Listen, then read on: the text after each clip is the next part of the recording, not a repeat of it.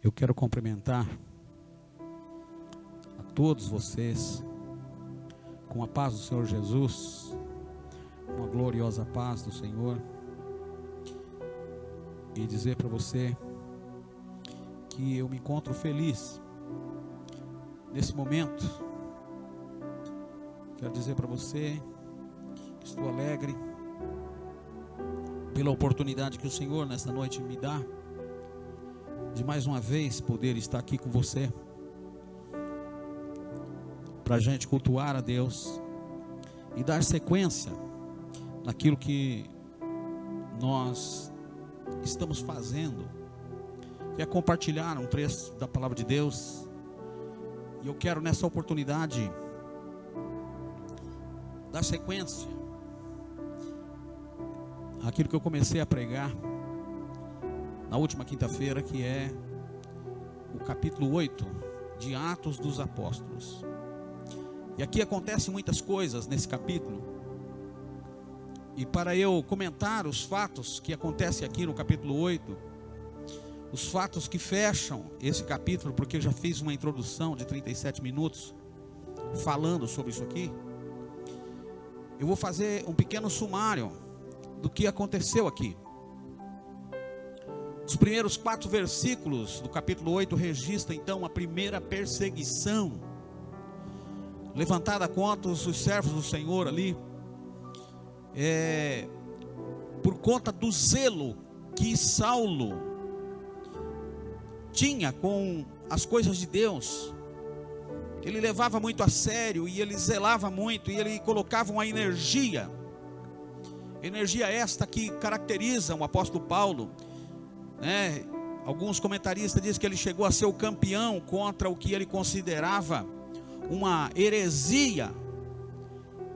Ele considerava que o cristianismo era uma heresia. O que Saulo pensava era estar fazendo algo muito relevante espiritualmente a favor do judaísmo, que ele considerava ser a melhor religião, uma religião correta. Então, em face disso, ele perseguia aqueles que pregavam diferente. O caráter moral de Saulo está registrado aqui em Filipenses capítulo 4, versículo 5 e 6, que diz assim: seja a vossa moderação. Saulo, depois de convertido, depois que Deus transformou ele em Paulo, ele disse isso: seja a vossa moderação conhecida de todos os homens, perto está o Senhor, não andeis ansiosos por coisa alguma, em tudo sejam conhecidas, porém, diante de Deus, em vossas petições, pela oração e pela súplica, com ações de graças. E apesar da moralidade e do zelo, da sinceridade deste homem, ele mesmo fazia uma avaliação a respeito de si mesmo, quanto ao assunto que era essa questão dele ter perseguido. Depois de convertido, ele fez uma avaliação, e ele registra um pensamento que eu quero compartilhar com você, aqui em 1 Timóteo, no capítulo 1 e o verso 13, que diz o seguinte: a mim, que noutro tempo era blasfemo, perseguidor e insolente, mas obtive misericórdia, pois fiz na ignorância e na incredulidade. 1 Timóteo capítulo 1, versículo 13. Só para constar, né? Então é o seguinte, ele fez uma avaliação, e ele não era do tipo que ocupava os púlpitos da igreja para mostrar o quanto o inimigo usou ele, e pregando aquilo como se fosse algo grande que ele tivesse feito. Não, pelo contrário, ele fala que nesse tempo ele era blasfemo, ele era perseguidor e insolente. E o capítulo 8 de Atos pode então ser desmembrado em 2 grandes divisões, né? Do versículo 1 até o 25, conta a história de como que o evangelho chegou em Samaria, por causa da perseguição que foi levantada no dia da morte de Estevão. E do versículo 26 até o 40 conta a história do eunuco etíope. Atos 8 fala desse grande avivamento que estava acontecendo em Samaria, e de como o resultado da perseguição, com o resultado dessa perseguição, então os discípulos foram espalhados. E eu ministrei isso na última pregação. Eu falei a respeito então de um certo mágico chamado Simão, esse personagem que enganava o povo com as suas artes mágicas. E esse homem também veio a se converter com a pregação de Filipe. E a Bíblia diz que ao chegar a mensagem em Samaria, todo aquele povo que estava dando crédito a esse homem, deu crédito agora à pregação de Filipe. O versículo 12 e o versículo 13 diz isso. E eu acho muito significativo, porém, esse texto do versículo 13, que diz que o próprio Simão veio então a se converter, e ele abraçou a fé e foi batizado. Diz que Simão ficava então extasiado com os grandes milagres, as grandes coisas que era realizada através da ministração de Filipe. A palavra de Deus encontrava lugar fértil. As pessoas ali então tinham se convertido através da pregação de Filipe, através de ter os seus corações quebrantados pelos milagres, os sinais e as maravilhas que o Senhor realizava através da vida de Filipe. Mas a Bíblia diz também que eles não haviam recebido o Espírito Santo. E esse é um ponto muito importante que eu quero destacar para você aqui, porque ele fala do novo nascimento que Jesus tinha ensinado. Ele tinha ensinado que as pessoas precisavam nascer da água e do Espírito. Lembra disso? Jesus lá em João, no capítulo 3 e o verso 5 diz assim: em verdade vos digo, que se não nascer da água e do Espírito, você não pode entrar no reino de Deus. E aconteceu que os apóstolos estavam então em Jerusalém. Eles haviam sido acometidos de uma grande perseguição, mas eles permaneceram em Jerusalém. E apenas os novos convertidos foram dispersos, fugindo, tentando fugir da perseguição, lembra disso? Mas quando eles ouviram dizer que o evangelho que eles estavam pregando em Jerusalém tinha chegado na cidade dos samaritanos, em Samaria, e ali estava acontecendo grandes milagres, um mover de Deus em Samaria, então Pedro e João, diz a palavra de Deus, que eles foram enviados para lá, pela igreja de Jerusalém. Pedro e João chegaram ali, e eles começaram a ministrar naqueles novos crentes que ali estavam, e eles começaram a pregar agora sobre o Espírito Santo. E os que creiam naquela pregação, eles impunham então as suas mãos sobre essas pessoas. E ao impor as suas mãos sobre elas, sobre aqueles novos convertidos, a Bíblia diz que eles recebiam o Espírito Santo. Que máximo! O texto não relata o que acontecia quando eles oravam, mas eu acredito que muitos deles caíam no Espírito. Outros começavam a falar em línguas, falar em mistério com Deus. E muitos sinais e muitas maravilhas aconteciam. Coisas sobrenaturais aconteciam visivelmente. Era algo visível e sobrenatural, e é isso que eu quero dizer. Que as pessoas viam e sentiam através da pregação de Filipe. E eles sabiam que aquilo vinha de Deus, que aquilo não era igual às artes mágicas que Simão fazia. Mas Simão, que tinha também se convertido, ficava vendo tudo isso, e ele pensou consigo mesmo: eu quero esse negócio para mim. É aqui que algo precisa gerar temor no meu coração e no seu coração, no nosso coração. Olha o que a Bíblia diz.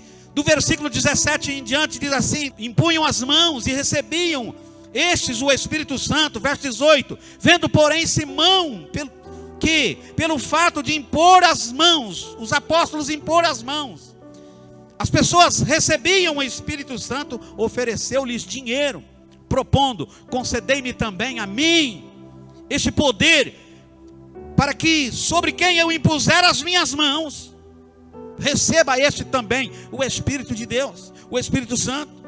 Pedro, porém, respondeu: o teu dinheiro seja para contigo para a perdição, pois julgastes adquirir por meio dele o dom de Deus. Veja, eu repito, eu acho significativo isso. Esse texto, versículo 13 diz que o próprio Simão, ele abraçou a fé e foi batizado. Diz que Simão ficava extasiado vendo os grandes milagres e os sinais que eram operados através do Espírito Santo. Não me parece de jeito nenhum que faltou conversão a Simão. Isso não te dá temor? Não me parece que estava faltando algo. Porém, claramente, me parece que faltou algo sim. Faltou o novo nascimento. Me desculpa os que pensam diferente, mas me parece que Simão recebeu algo genuíno da parte de Deus, sim. Não me parece que ele nunca havia recebido nada da parte de Deus. A mim me parece que faltou a Simão apenas que ele fosse um verdadeiro discípulo de Jesus, como os outros. Ele abraçou a fé como os outros. Ele também foi batizado nas águas como os outros foram. Mas não havia descido ao coração dele o Espírito de Deus. Não nasceu do Espírito, como diz o Senhor Jesus, para você participar das coisas de Deus. Você precisa nascer da água, mas você também precisa nascer do Espírito. E foi o que estava faltando na vida deste homem. Ou seja, quando você recebe o Espírito Santo de Deus agora, você também tem a parte que pertence a Deus junto com você. Você nasce também do Espírito. Simão ainda não tinha a natureza divina. E aí eu fico a pensar quantas pessoas acham que estão servindo a Deus, mas só nasceram da água, ainda não receberam o Espírito de Deus. Falta-lhe a natureza divina, para que ele possa vencer o pecado, para que ele possa avançar na fé. Veja, só quando nós ganhamos essa natureza divina, é que nós recebemos algo novo da parte de Deus, é que nós recebemos verdadeiramente o novo nascimento. Então nós recebemos com esse novo nascimento o poder de Deus para que nós possamos viver em vitória acima do pecado. Simão, ele havia abraçado a fé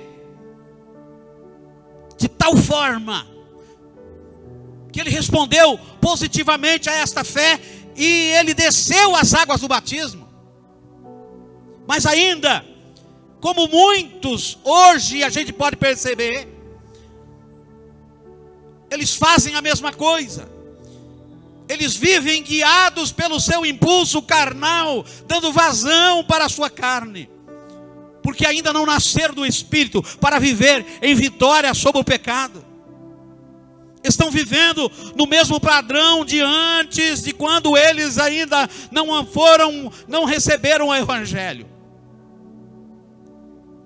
Eu começo a pensar que aqueles dons que ele tinha de fazer mágicas, talvez ele tivesse adquirido isso, aprendido com alguém e pagou por dinheiro.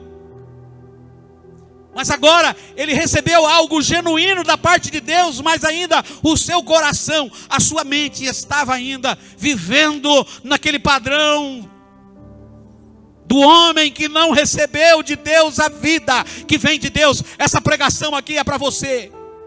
Eu quero dizer para você que eu oro hoje aqui para que o Evangelho entre no teu coração, para você receber algo genuíno da parte de Deus, para você viver o Evangelho da forma como tem que ser feito, como tem que ser vivido, como a palavra de Deus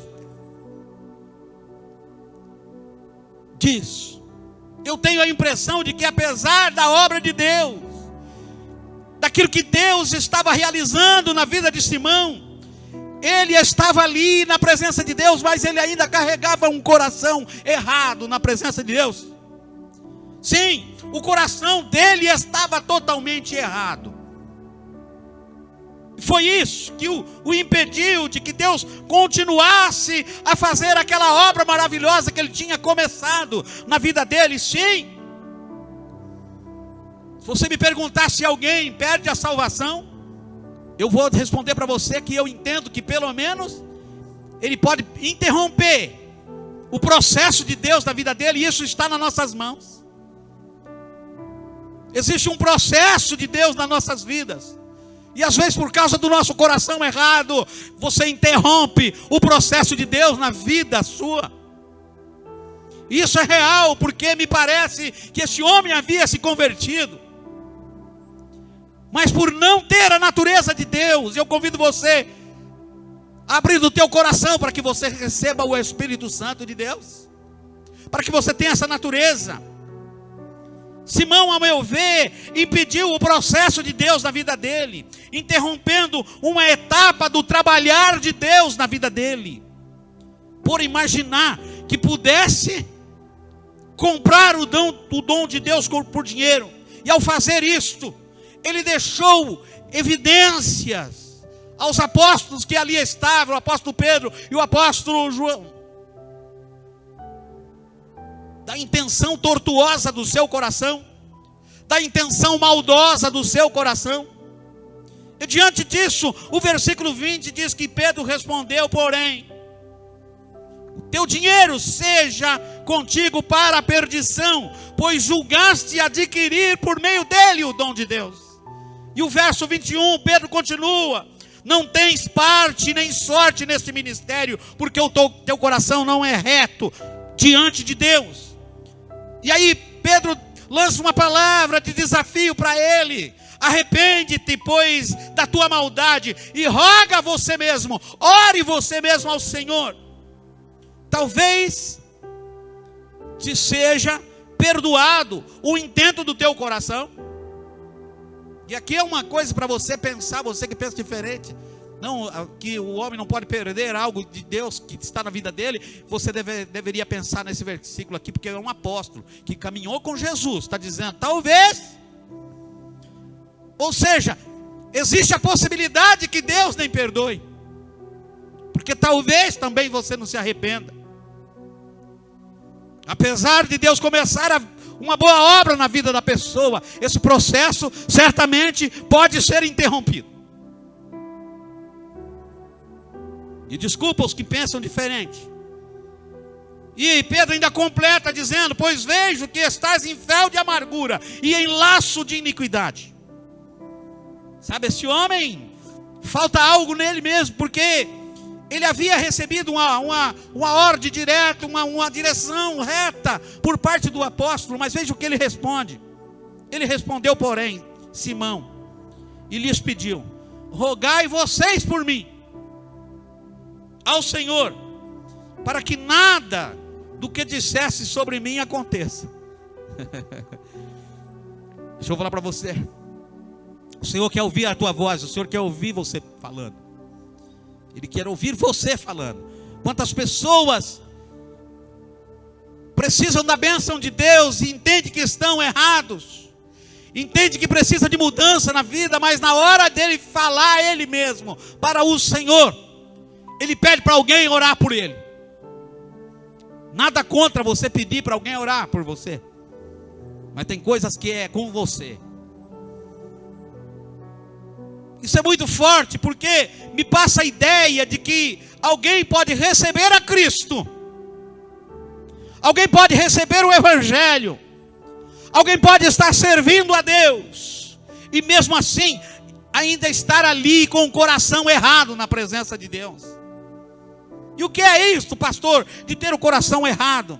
Estar servindo a Deus com segundas intenções, estar seguindo ao Senhor Jesus, entre aspas, com intenções que não tem nada a ver com o propósito de Deus para a sua vida.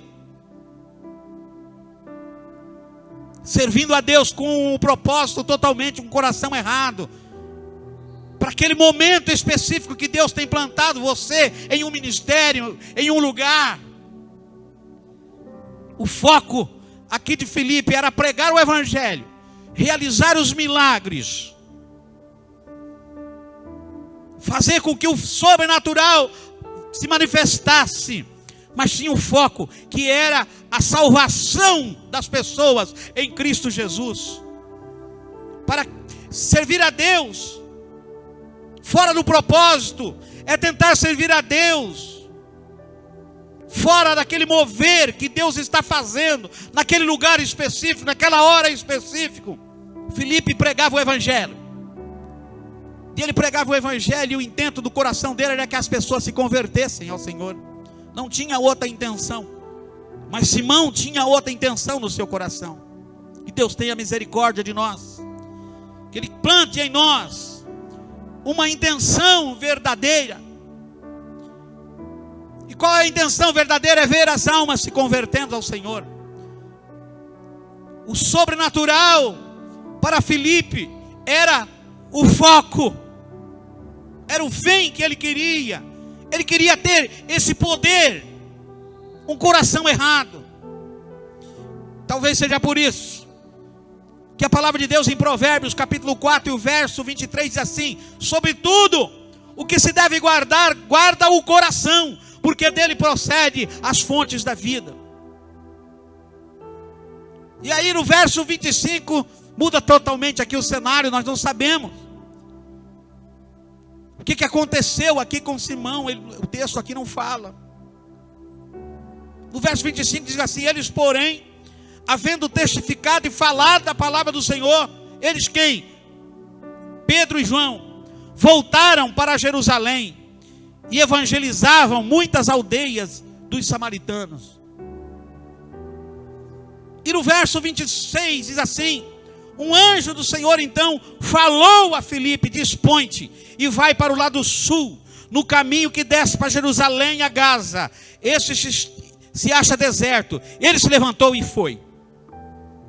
O foco aqui do capítulo 8 continua em Filipe. O texto diz que um anjo do Senhor falou a Filipe.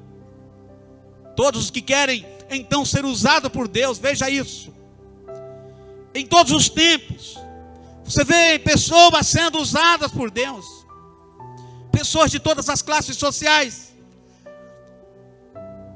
pobres, ricos, gente muito humilde,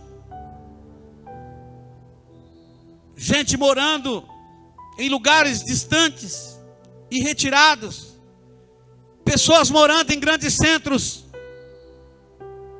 pessoas vivendo em lugares humildes, pessoas vivendo em palácios. E a Bíblia, desde o Velho Testamento até os dias de hoje, essas pessoas que são usadas por Deus, elas têm algo em comum entre si. Eles são usados por Deus porque eles ouvem a voz de Deus. É por isso que essa passagem nos ensina como fazer, o que nós temos que ter, qual é o requisito que nós temos que ter para ouvirmos, ou melhor, para sermos usados por Deus. Primeiro requisito: ouça a voz de Deus. Quer saber como ser usado por Deus? Você precisa ouvir a voz de Deus. A palavra diz assim: quando ouvirdes a voz do Espírito Santo de Deus, não endureçais o vosso coração. Deus usa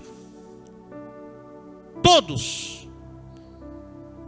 Deus usa o sábio, Deus usa o tolo também, Deus usa o rico, Deus usa o pobre também, Deus usa o grande, Deus usa também o pequeno. Mas algo em comum em todas as pessoas que o Senhor usa é que eles têm ouvido para ouvir ao Senhor Deus. Eu te pergunto: você ouve Deus? Você se deixa ser guiado pelo Espírito de Deus? Você quer isso para a sua vida? Você quer ser guiado por Deus? Você quer ouvir Deus? Então, você precisa ter o seu tempo a sós com Deus. Primeiro ponto: ficar sozinho com Deus, ter um lugar tranquilo, para que você possa ter um tempo diário com Deus. E muitas vezes Você precisa ficar também nesse tempo diário, não só falando, mas meditando internamente, com o teu coração aberto e esperando Deus também falar com você, em silêncio diante de Deus. Deixa Deus falar com você. E como que eu faço isso? Se desconectando de tudo aquilo que impede você de ouvir a Deus. Desconectar da TV, da televisão, desconectar do celular, desconectar muitas vezes de pessoas que tiram você da presença, e etc, essas coisas. O que você acha? O que você pensa? O que Filipe estava fazendo quando tudo isso aconteceu? Certamente Filipe não estava no meio, vamos dizer assim, do furdúncio, não estava no meio do tumulto, não estava no meio da bagunça. Não, ele estava antenado. Filipe estava em uma posição de obediência diante de Deus, para ouvir o Senhor falando com ele. Olha, o verso 29 diz assim: Filipe, então disse o Espírito Santo a Filipe. Veja que Deus falava diretamente com Filipe.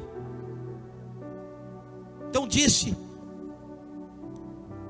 o Espírito, o versículo 1 começa dizendo isso. Então disse o Espírito a Filipe.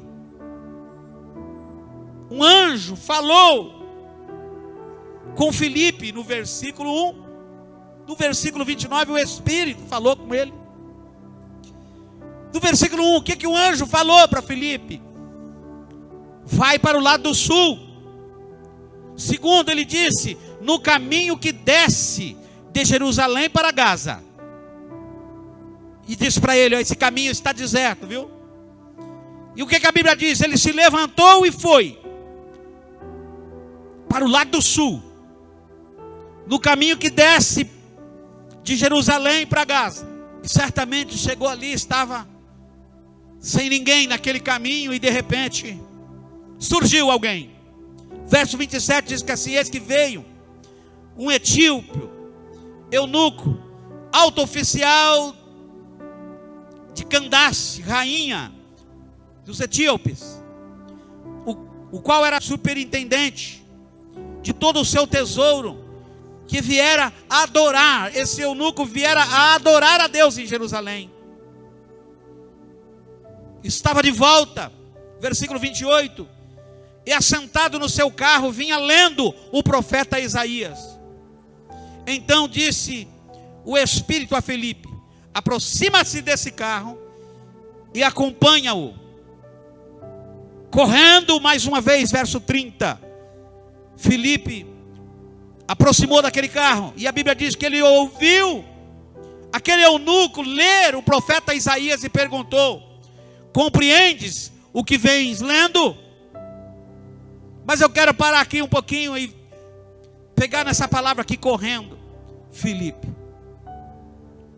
verso 30 começa dizendo: correndo Filipe.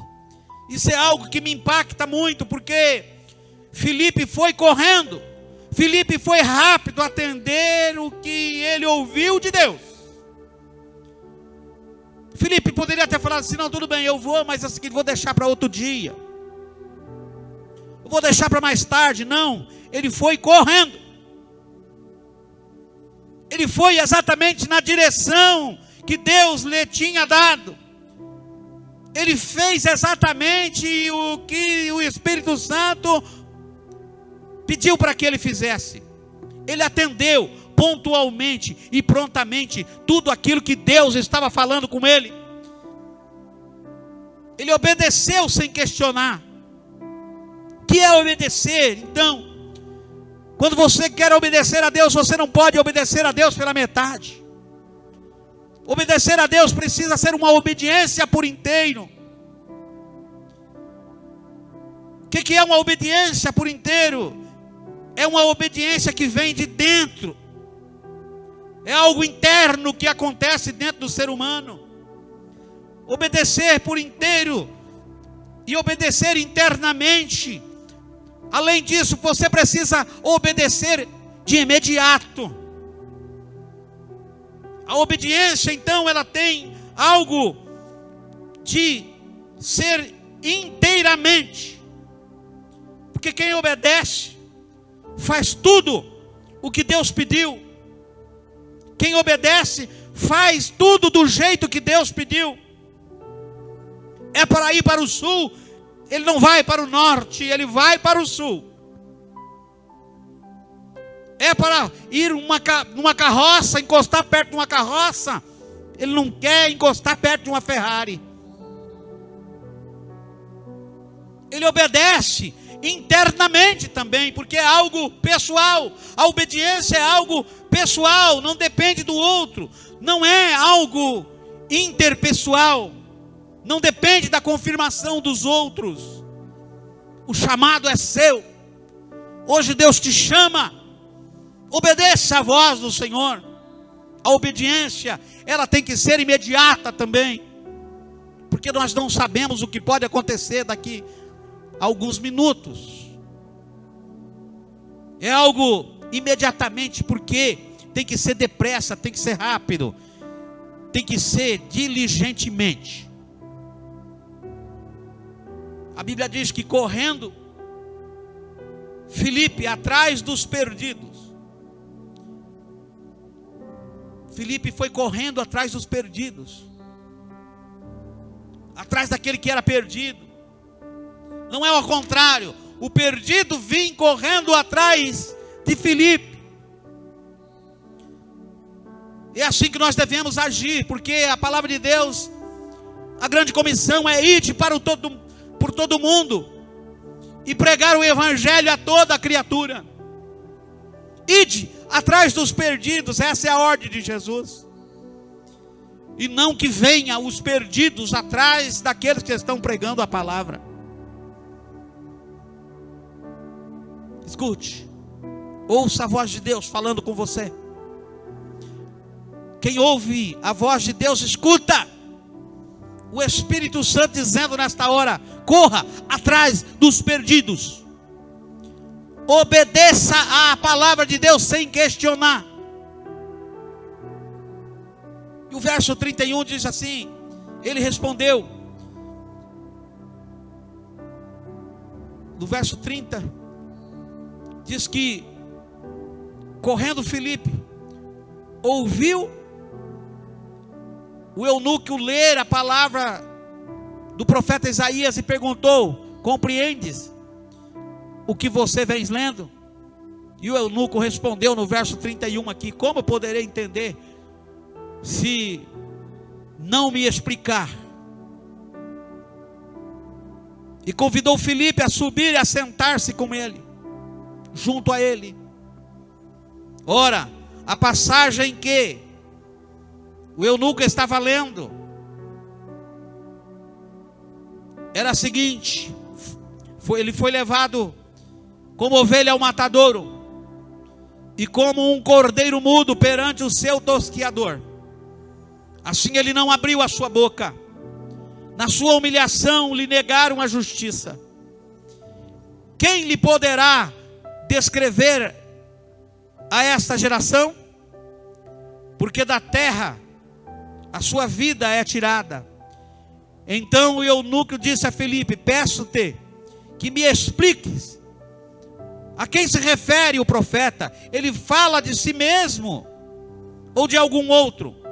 Então Filipe, verso 35, explicou, e começando por esta passagem da Escritura, anunciou-lhe Jesus. Deixa eu dizer para você: aprenda a pregar, sim, para as muitas pessoas. Sabe o que eu vejo aqui? No começo, nós vemos que muitas pessoas, toda aquela cidade de Samaria, estava aqui, atenta, ouvindo, e as multidões recebiam a Cristo. Muita gente vinha ouvir Filipe pregar. Mas essa passagem me ensina que nós também não devemos desprezar pregar apenas para uma pessoa, ou talvez, quem sabe, não pregar para ninguém ouvir naquele momento que você está pregando.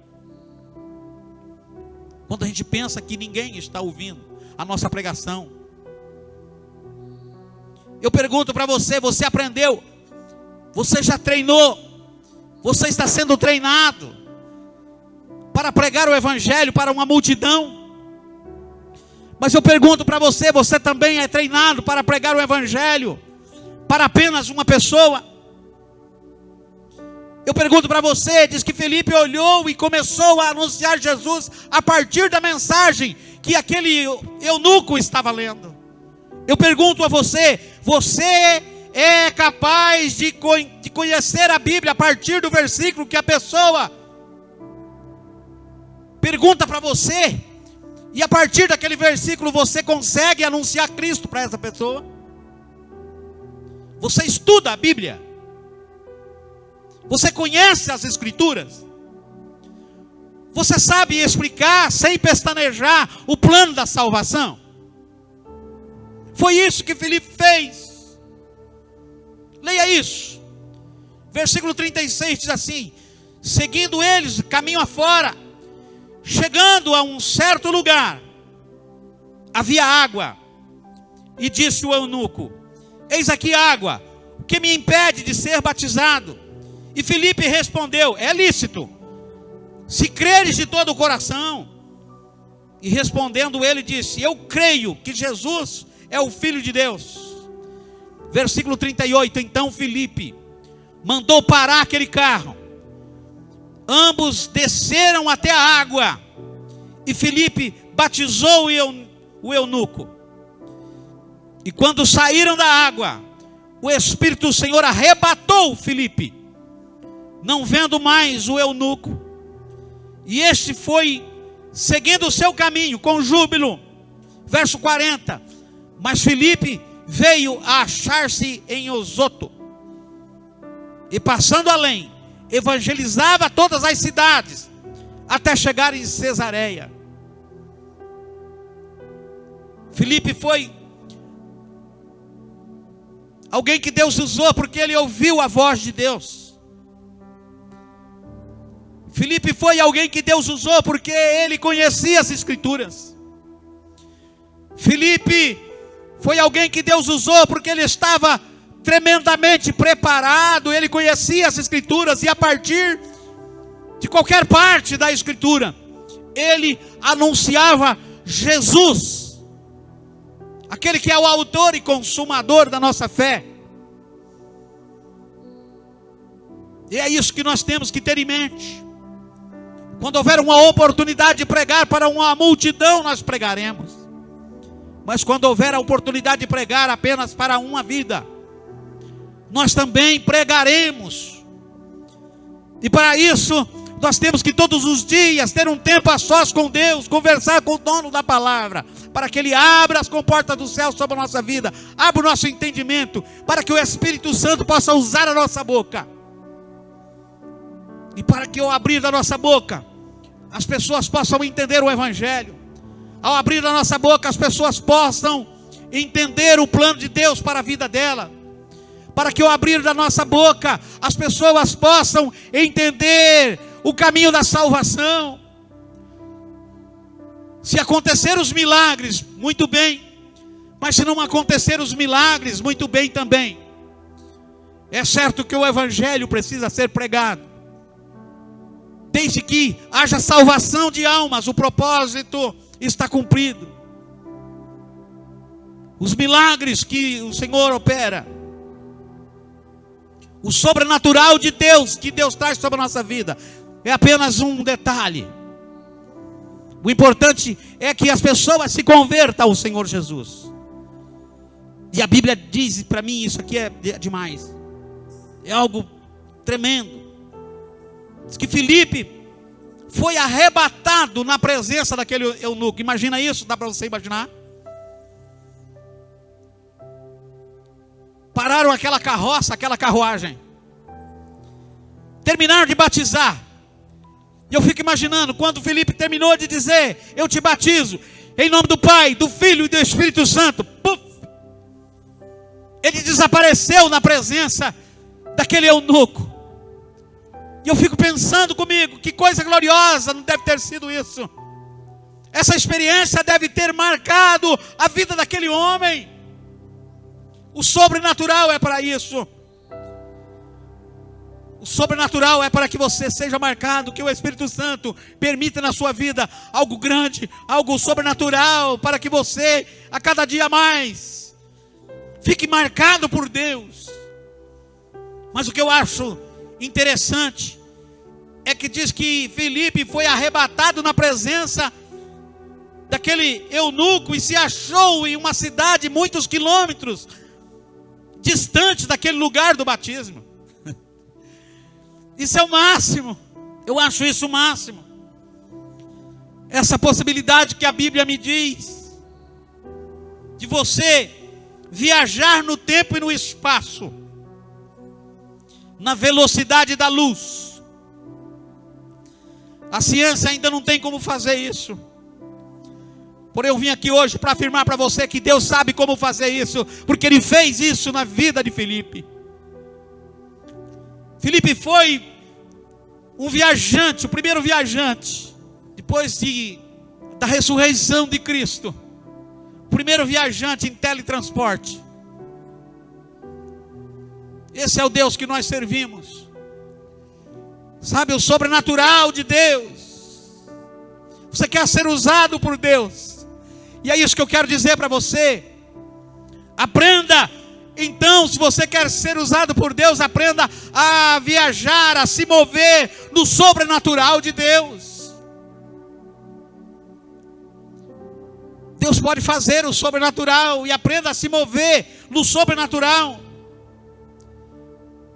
Mas entenda, acima de tudo, que o sobrenatural existe e acontece simplesmente para confirmar a veracidade, a verdade do Evangelho que está sendo pregado. Eu creio verdadeiramente que o Senhor pode fazer o sobrenatural, mas Ele não faz o sobrenatural simplesmente para mostrar que aquele que está fazendo, que aquele que está realizando é alguma coisa, porque somente Deus vai ser glorificado. O sobrenatural tem propósito. Qual é o propósito? O propósito é a salvação das almas.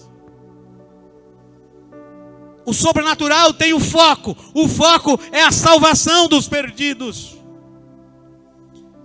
Eu quero dizer para você, o meu desejo é que esta palavra fale forte no teu coração, e que você possa aprender cada dia mais, sabe, a anunciar. Quem sabe talvez uma multidão, mas se Deus não te der a oportunidade de pregar para uma multidão, aprenda a pregar no 1 a 1, aprenda a pregar pelo menos para uma pessoa, aprenda a falar para ele que existe um Deus poderoso, o Senhor das nossas vidas. Aprenda a dizer para a pessoa como funciona o plano de Deus para a vida dela, como Deus idealizou o plano da salvação. É isso. Sabe, eu quero orar por você para terminar essa preleção aqui, esse pequeno comentário a respeito desses versículos. Eu quero que você, aonde você estiver, que você ouvir essa pregação, que você feche os teus olhos agora. Eu quero em poucos minutos falar com Deus e terminar essa pregação por aqui. E a próxima eu vou falar do capítulo 9. Em nome de Jesus, curva a tua cabeça, eu quero falar com Deus a respeito de você que me ouve. Em nome de Jesus, Pai Celestial, eu quero te adorar. Eu quero te agradecer por essa grande oportunidade que o Senhor me dá, de nesta oportunidade estar pregando a tua palavra, ministrando a tua palavra, meu Deus. É a tua palavra que foi pregada aqui, Pai. E a tua palavra tem poder de transformar a vida daqueles que ouvem a tua palavra. Pai querido, em nome do Senhor Jesus, eu te peço agora, estende as tuas mãos de poder sobre essa pessoa que me ouve, Pai, através das mídias sociais, talvez. Pai, certamente, meu Deus, o Senhor tem uma obra na vida dessa pessoa, Pai. Que o sobrenatural do Senhor possa acontecer na vida dela, Pai, e que ela possa perceber que a tua palavra é a verdade, que a tua palavra, meu Deus, meu Deus, que ela é verdadeira e ela se cumpre na vida do ser humano. Senhor, que a nossa pregação seja confirmada, meu Deus, pelo poder que só ela tem de transformar uma situação, Pai. Traz a tua presença sobre a vida dessa pessoa. Transforma, meu Deus, a mente dela, para que ela possa entender a tua palavra, meu Deus. Senhor, que ela possa entender que o Senhor morreu naquela cruz, não somente para resolver os problemas que ela tem, mas que o Senhor morreu naquela cruz, o teu filho amado, meu Pai, morreu naquela cruz, meu Deus, para solucionar o maior problema que cada ser humano tem. Senhor, sem Jesus nós estamos caminhando, sem Cristo nós estamos caminhando a passos largos para a perdição. Mas aquela morte na cruz do Calvário pode nos resgatar e mudar a história da nossa vida. Que essa pessoa que me ouve hoje possa ouvir, ó Deus, a tua palavra e se converter e te aceitar, não por causa das tuas mãos, não por causa daquilo que o Senhor pode oferecer, não por causa dos milagres que o Senhor pode fazer, não por causa das maravilhas que o Senhor faz, mas que ela possa entender que ela precisa de tomar um passo, meu Deus, de mudança de vida. Que a tua palavra alcance esta pessoa, meu Pai, em nome de Jesus. Que haja salvação dos perdidos, que muitas almas possam se achegar a Ti, que essa pessoa possa arrepender-se dos seus pecados. Pai querido, se ele já se arrependeu dos seus pecados, mas ainda ele não recebeu ainda, meu Deus, o fôlego de vida do Espírito, que haja, meu Deus, fôlego de vida agora no espírito dessa pessoa, que ela possa receber algo divino do Senhor, para que ela possa se mover no sobrenatural, que ela possa entender a tua palavra, Senhor, na profundidade, que ela possa ser mais um instrumento em tuas mãos, meu Deus, para manifestar o teu poder através da pregação da tua palavra. Faz conosco, Pai, aquilo que o Senhor fez com Filipe, Pai, que nós possamos mover do sobrenatural, que essa pessoa que me ouve agora possa ser enchido de fé e possa aprender a se mover no sobrenatural. Eu oro, meu Pai, pedindo ao Senhor, sabendo que o Senhor fará muito mais do que aquilo que eu estou pedindo, para a glória do teu nome. Eu peço isso, meu Deus, que seja para a glória do teu nome. Nenhum outro vai ser adorado, nenhum outro vai ser exaltado, mas o Senhor vai ser exaltado, Pai.